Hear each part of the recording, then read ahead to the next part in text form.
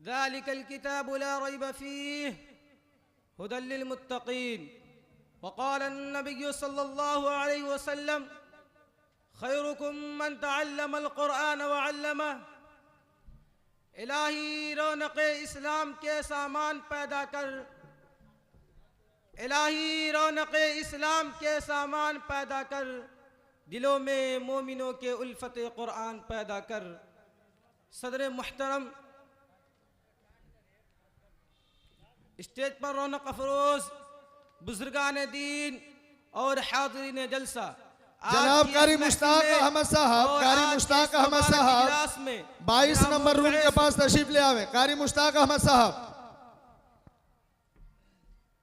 मेरा मौज़ूए सुखन दुनिया की सबसे पाकीज़ा और मुक़द्दस किताब कुरान पाक है। हमें चढ़ते सूरज की तरह यकीन है कि इसका एक एक हर्फ सच्चा और सादिक है। वो कुरान पाक जिसकी ज़बान मुक़द्दस, बयान मुक़द्दस और जो फसाहत व बलागत का ठाटे मारता समंदर है, और जिसके मुताल्लिक़ इरशाद रब्बानी है। कुरान वो किताब है जिसके सादिक और बरहक होने में कोई शक व शुबा नहीं, और जिसके बारे में मुहसिन इंसानियत हुज़ूर पाक सल्लल्लाहु अलैहि वसल्लम ने इरशाद फरमाया है कि तुम में सबसे बेहतर वो शख्स है जो कुरान को सीखे और सिखाए।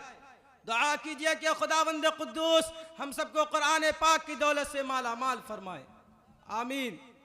नौजवान दोस्तों, कुरान पाक रब्बे जुल जलाल की तरफ से अता करदा वो हसीन तोहफा है कि जिसने 23 बरस कारी हफीजुल्लाह साहब, पूरा आलम कारी हफीजुल्लाह साहब जितना जल्द हो सके हमसे मिले।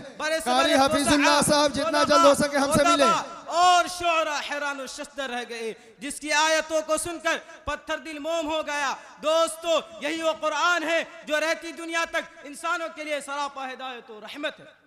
यही वो कुरान है जिसने रसूल की रिसालत को एहसास बख्शा। यही वो कुरान है जिसने पर्ज मुर्दा कुलूब को ताज़गी बख्शी। हाँ, यही वो कुरान है जिसकी बरकत से यूसुफ दर्जा कारी बदिउज़्ज़मा साहब, यूसुफ दर्जा कारी बदिउज़्ज़मा साहब, आप अपने कारी साहब के रूम में आइए। जिसकी बदौलत महबूब हकीकी की चाबी लेकर के आना है। यही वो कुरान है जो सच्चाई और अमानतदारी का दर्स देता है। यही वो कुरान है जिसकी बदौलत उमर फारूक को ईमान नसीब हुआ। यही वो कुरान है जिसने जलालत और गुमराही के दलदल में भटके हुए इंसानों को रुश्द व हिदायत का पैगाम सुनाया। यही वो कुरान है जिसकी हिफाजत का वादा खुद खालिक कायनात ने फरमाया। यही वो कुरान है जिसकी तिलावत में दिलों के वास्ते फरअत व बशासत का सामान है। यही वो कुरान है जिसने दहनी कुव्वतों को जिला बख्शा। यही वो कुरान है जिसकी बरकत से उजरे चमड़े में बहार पैदा हुआ। जनाब हजरत कारी मुश्ताक साहब के इस जहाँ कहीं भी हो वो दफ्तर के पास तशरीफ लाए। समझा जाता है जनाब हजरत और कारी इसके मुश्ताक अल्फाज को साहब रटने को हिमाकत बतलाया जाता है। तशरीफ लाए। कहा जाता है कि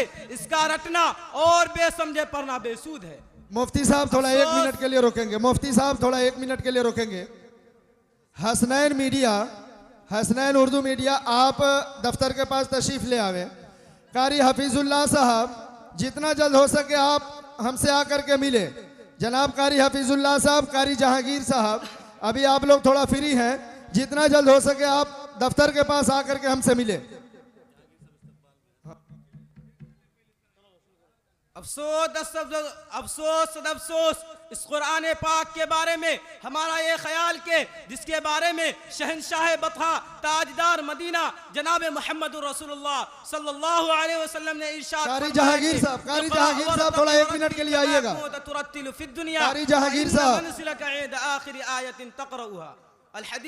क़यामत के दिन हाफिज़ कुरान से कहा जाएगा कुरान पढ़ता जा और जन्नत के दर्जों पर चढ़ता जा, और ठहर ठहर के पर। मुफ्ती साहब 1 मिनट दुनिया में ठहर ठहर के पर। मुफ्ती साहब एक ज़रूरी ऐलान है, जो फारिगीन बच्चे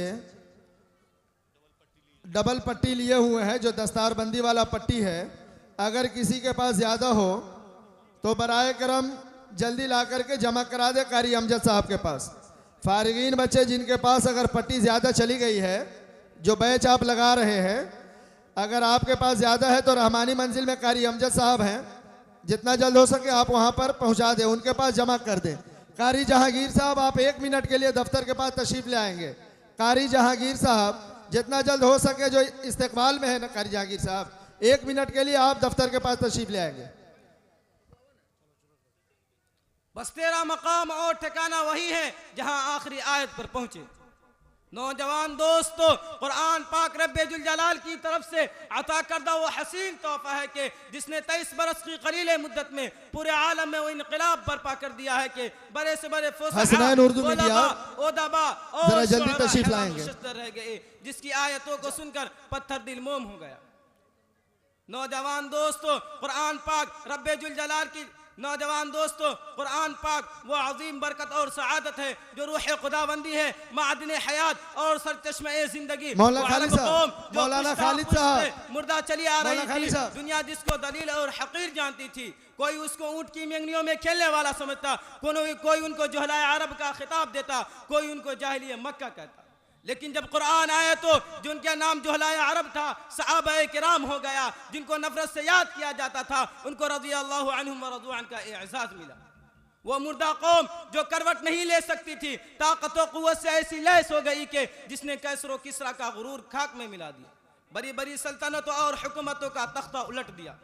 नौजवान दोस्तों, कुरान आया तो ज़मान व मकान में जिंदगी आई, कुरान आया तो अदल मुसावत का पैगाम आया, कुरान आया तो बातिल के लहरते झंडे टूट पड़े, कुरान आया तो सारी कायनात को नूर मिला, कुरान आया तो जहांगीर साहब इधर आइए, कुरान आया तो ज़लालत व गुमराही के दलदल में भटके हुए इंसानों को रुश्द व हिदायत का पैगाम आया। दफ्तर के पास आएंगे, कारी जहांगीर साहब दफ्तर के पास आइए। तो सब कुछ मिला।